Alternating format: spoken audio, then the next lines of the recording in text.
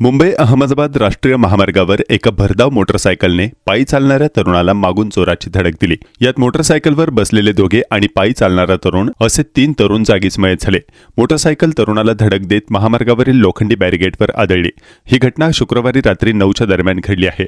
विरारला शाहरुख फुलजहा खान हा तरुण आपल्या सुझुकी मोटरसायकलवरून आपला मित्र अर्जुन शेट्टी याच्यासोबत मुंबई अहमदाबाद राष्ट्रीय महामार्गावरून बाईकने जात असताना चिंचोटी गावाच्या हद्दीत साधना हॉटेलजवळील महामार्गावर शाहरुख खानने रस्त्याने पायी जाणाऱ्या कोल्ही गावातील 19 वर्षीय तरुण इशरव साव याला मागून जोराची धडक दिली।